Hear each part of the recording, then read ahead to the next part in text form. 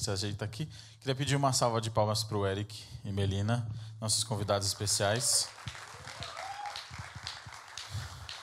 Se vocês já quiserem ir pensando, a gente vai abrir no final para perguntas da plateia, 2 perguntas rápidas e objetivas, que aí vocês podem matar a curiosidade, abranger coisas que a gente não falou aqui.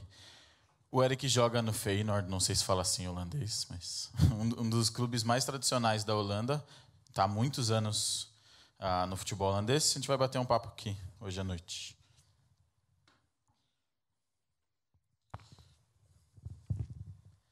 Boa noite, bem-vindos. Boa noite. Eric, conta pra gente como foi sua trajetória, como começou futebol na base, como você foi para a Holanda. Eu comecei a jogar bola bem novinho, com 5, 6 anos. Joguei futsal, joguei futebol de campo. Tive várias passagens aqui no Palmeiras, Juventus, Corinthians, até que no sub-15, sub-17 eu fui jogar no Barueri. Do Barueri teve a famosa Taça São Paulo sub-20, não sei se o pessoal conhece. Fiz um ano bom, o Inter veio de Porto Alegre, me chamou para ir lá e joguei um ano lá. Desse ano que eu estava lá no Inter, a gente foi disputar um campeonato na Holanda e nós fomos campeões, tudo, e aí eu recebi o convite para ir para a Holanda. Então eu fui com 19 anos, onde eu assinei meu primeiro contrato, né? Não, eu já tinha contrato profissional, mas foi onde que eu comecei a jogar no primeiro time. E lá estou, 11 anos já. Já é o 4º clube que eu estou. Joguei no PEC Zwolle, no NAC Breda, no FC Groningen e agora estou no Feyenoord. E, Mel, como foi essa relação com o namoro, depois do casamento, acompanhando a carreira? Olha, eu comecei a namorar com ele, a gente tinha 17 anos, né?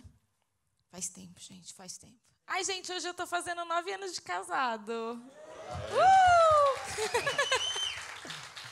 Tirei a minha janta de casamento para estar aqui com vocês, viu? Vocês são importantes, hein? E, assim, a gente sempre teve um namoro e um namoro cristão, né? Então, quando a gente começou a namorar, a gente pensava em casar já. A gente não pensava, vamos curtir, ver isso, né? A gente já pensava em constituir família, essas coisas, né? Então, depois de 2 anos e meio que eu estava com ele, foi quando você foi para o Inter, né, amor? Aí ele foi para o Inter, passou o ano em Porto Alegre, a gente se via esporádico, mas se via mais. Quando ele foi para a Holanda, aí foi a fase mais de distância, né? Que eu tive que me organizar na faculdade para conseguir... Eu não faltava nem com febre para conseguir ter os dias de falta necessário para quando pudesse ir visitá-lo e ele também, nas férias dele, vir para cá, né? Então... não é fácil, porque você tem um namorado e, ao mesmo tempo, você não tem, né? Porque ele não está fisicamente... vamos para o cinema. Não existe. Vamos comer. Não existe. Vamos para o Mac. Não existe. Mas, ao mesmo tempo, a gente criou uma amizade muito legal, que é isso que eu acho que falta hoje nos relacionamentos. Tipo, a galera tá muito no celular. Eu vejo, tipo, na mesa, assim, casais que eles nem se olham na cara, né? E a gente teve essa oportunidade de desenvolver uma amizade muito legal. Pela distância, né? Porque, como é que foi seu dia? Como foi seu treino? O que você fez e tal? E também porque era um jeito que a gente encontrou, que já existia Skype, né? A gente não é tão velho assim, né? Já tinha Skype, né? Porque não tinha FaceTime, gente, nem WhatsApp, pra vocês terem uma ideia, mas tinha Skype. Era MSN. Nossa, meu Deus do céu. Não vou revelar minha idade. E isso desenvolveu algo na gente que nos ajudou a estar juntos até hoje, que foi a nossa amizade durante o namoro. E, Eric, como é a sua relação com a Copa do Mundo, sua expectativa para a seleção brasileira, o convite para a seleção holandesa? Conta para a gente disso. A Copa do Mundo, claro que para mim é super especial, lógico, eu acompanho muito todos os jogos, torço muito pelo nosso Brasil. E, assim, eu estou num campeonato que não é muito visado aqui no Brasil, né, o campeonato holandês. Então, é mais difícil para ser convocado ou para ser visto pelo Tite. E pelos jogadores que tem na seleção brasileira, que são jogadores que jogam Real Madrid, só time grande. E da Holanda já teve uma possibilidade o ano passado, porque a gente teve uma temporada muito boa, nós fomos campeões.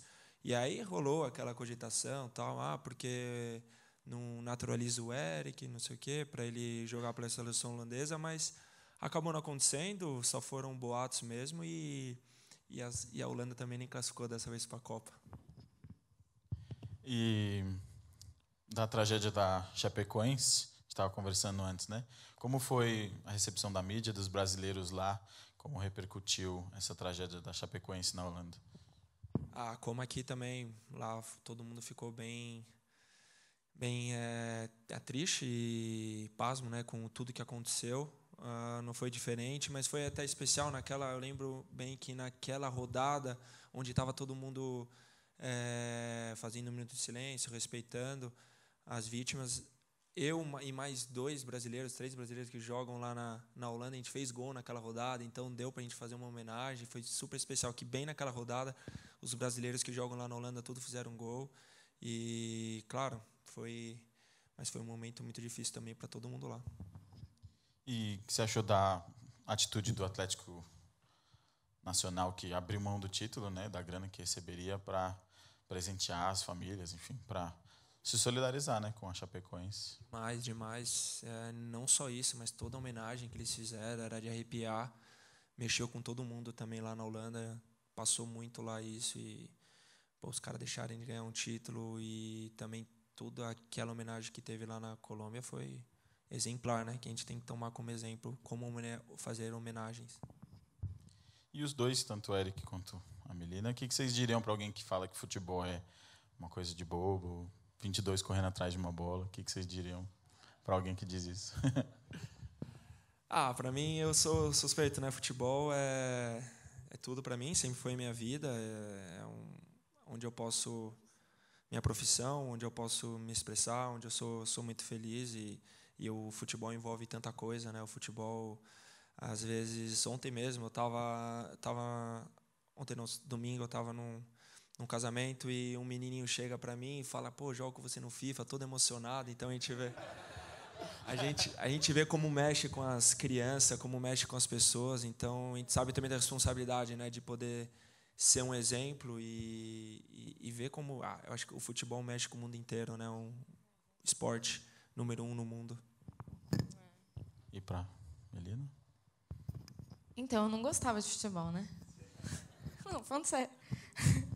Quando eu perguntava ao meu time, eu falava que era Palmeiras, porque minha mãe é italiana, enfim, todo mundo falava da minha família que torcia para o Palmeiras. Eu falava, também Palmeiras, né?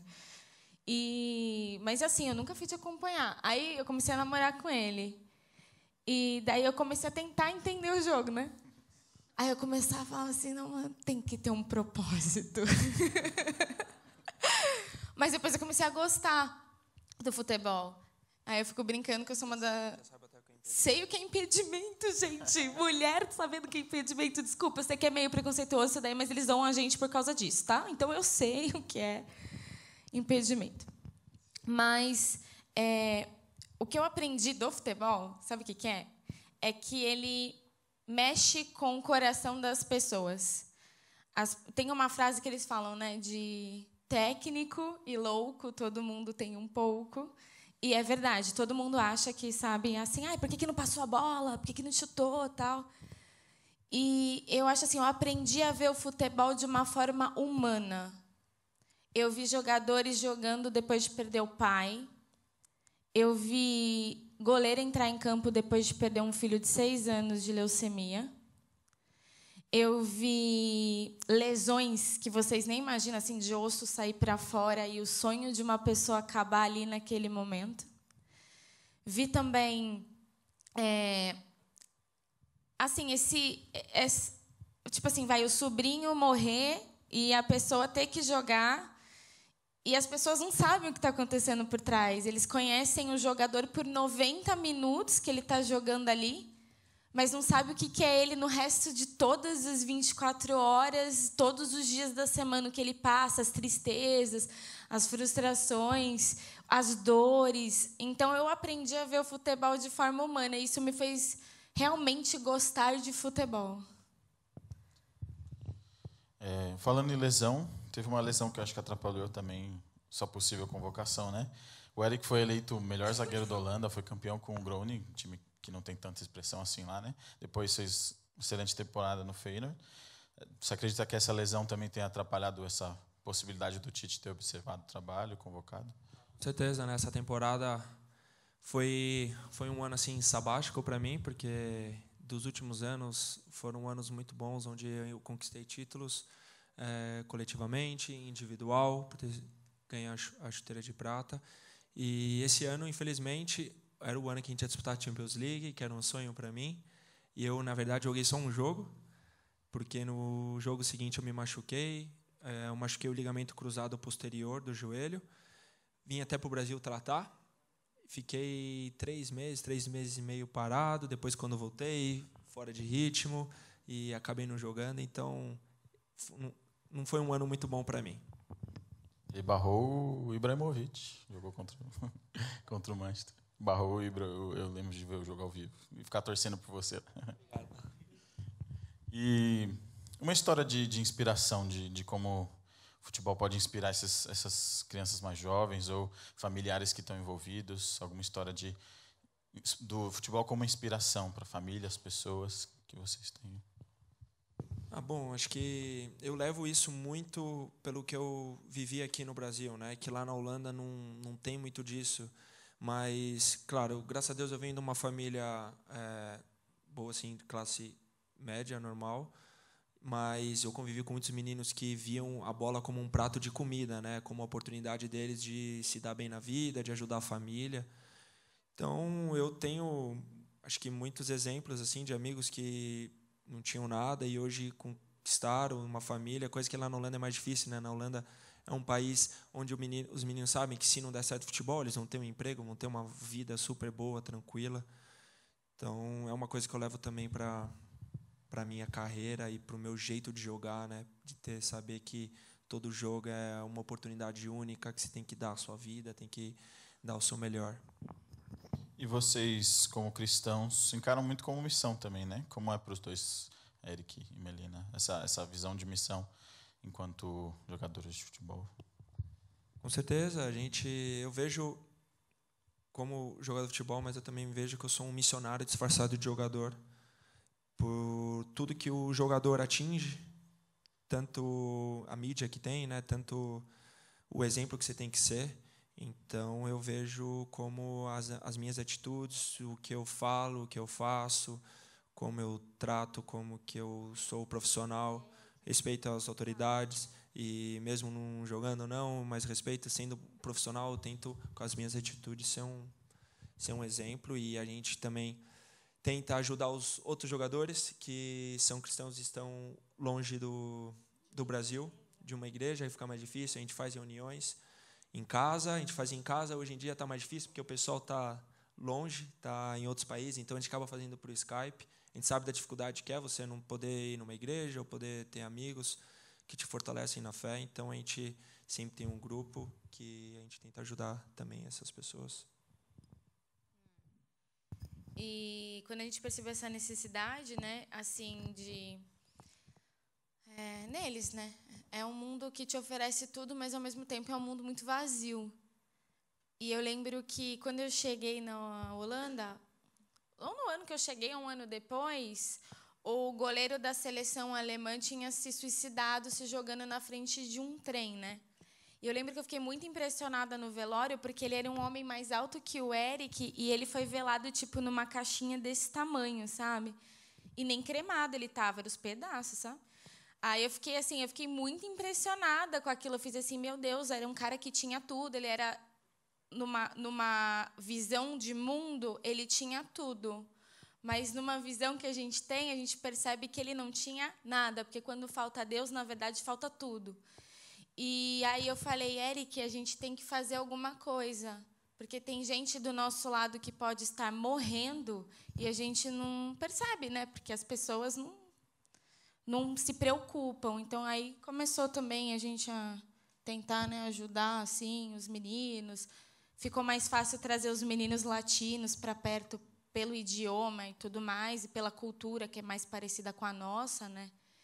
Então a gente começou a trabalhar com eles e até hoje os meus filhos aí, né, que eu falo que eles são todos meus filhos, né, que dão trabalho, estão aí, né, e a gente está cuidando deles.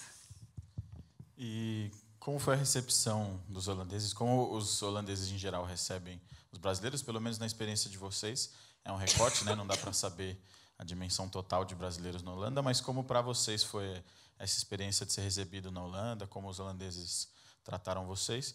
E como vocês veem a Holanda, né? Que vocês veem de diferente no dia a dia e no futebol? Tem aquela máquina, né? O time do Johan Cruyff, tem tantas inovações dos holandeses. Como você vê o futebol holandês? Como vocês veem a Holanda e como a Holanda vê os brasileiros no recorte de vocês? Os holandeses, eles recebem muito bem. Eu acho que eles são um povo bem simpático. Claro que tem aquela diferença cultural do brasileiro, aquilo que a gente espera, às vezes, sabe, deles. Quando você sai com eles algumas vezes, aí você acha, pô, agora o cara vai virar meu amigão, mas não é assim, é devagar, assim, igual aqui a gente às vezes liga para um amigo, fala, oh, vamos comer hoje e tal, lá você tem que agendar, não é tão fácil assim. Na quarta-feira, às 15 horas, tem um tempo para você para tomar um café. Mas assim, eles são um povo bem receptivo e alegre também, só que o futebol é um futebol muito bom também, mas começou uma nova geração agora, por isso que acho que eles não conseguiram se classificar para a Copa. Mas se você vê toda a escola holandesa, até do Barcelona, que teve os técnicos holandeses lá, eles que plantaram esse sistema de jogo do Barcelona, tantos jogadores que já foram revelados, que tem, mas infelizmente hoje em dia deu uma boa caída, porque a nova geração não conseguiu manter aquela base que a seleção teve, até na última Copa, que eles ficaram em terceiro aqui no Brasil, e a outra eles ficaram em segundo, mas aquela geração ficou um pouco velha, e a nova geração não conseguiu manter isso. Abri para 2 perguntas do público. Eu posso levar. Tem alguém que quer fazer alguma pergunta? Tirar alguma dúvida? Peraí, vou correr lá.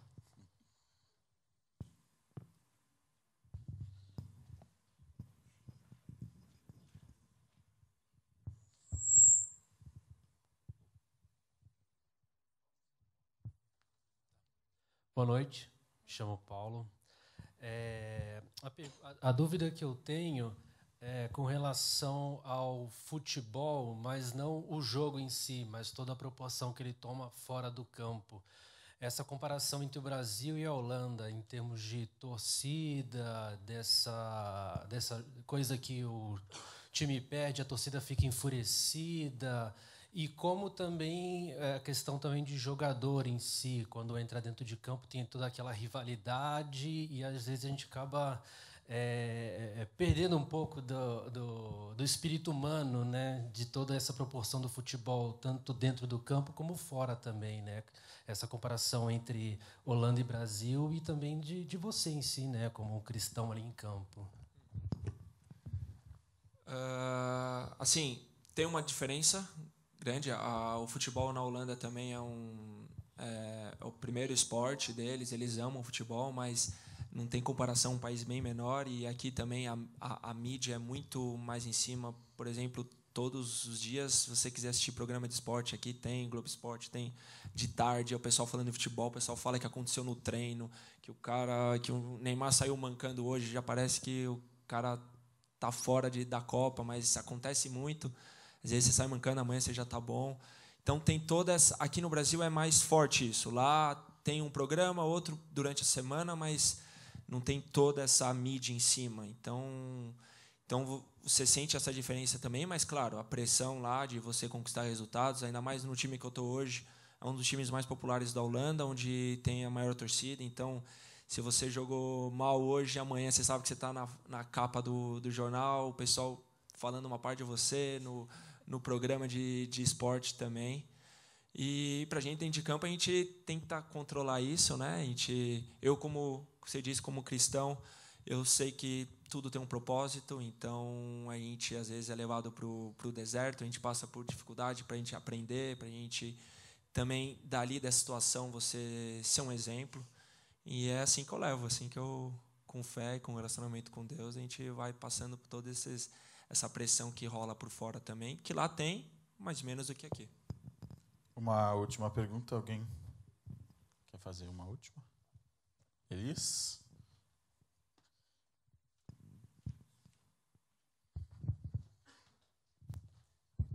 Não, a pergunta é rápida. Como é que vocês conhecem o Sinho? A gente conhece ele da igreja Comunidade da Graça, lá da Vila Carrão. Dá tempo de fazer mais uma, se for curto e objetivo. Eu estive no casamento deles, aliás. Foi bem bonito.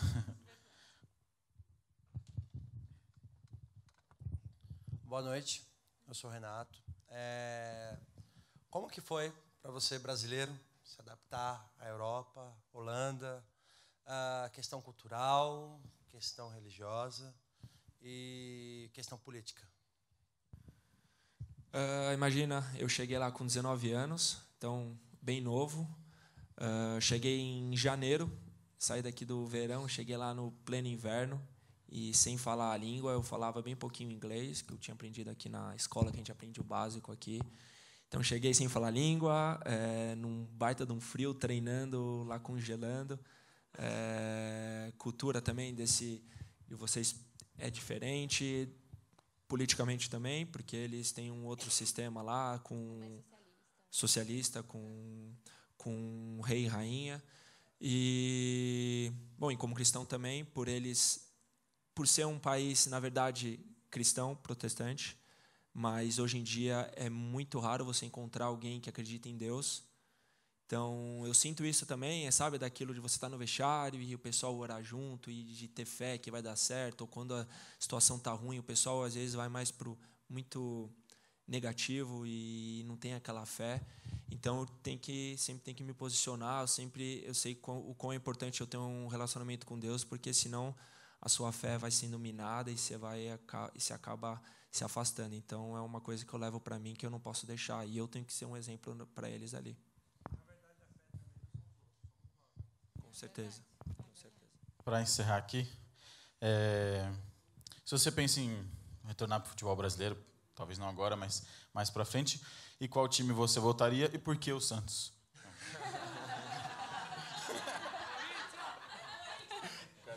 Brincadeira. Pensar, a gente pensa, assim, eu gosto muito de lá, eu gosto muito da vida de lá, da qualidade de vida que a gente tem lá, assim, da segurança, isso aí não tem preço. Mas, claro, minha família é daqui, meus amigos são daqui, então às vezes a gente fica com aquele gostinho, poxa, como seria se eu tivesse jogado também no primeiro time aqui, que eu só joguei na base.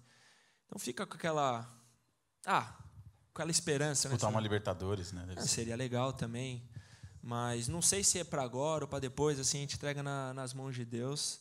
E, o time, claro, a gente quando é pequenininho, a gente sempre tem o time de coração, mas quando você começa a jogar bola profissionalmente, você meio que acaba esquecendo isso e não importaria. O que importaria seria mais o plano que eles teriam para a minha carreira e um time que seria legal e que tudo num pacote funcionasse.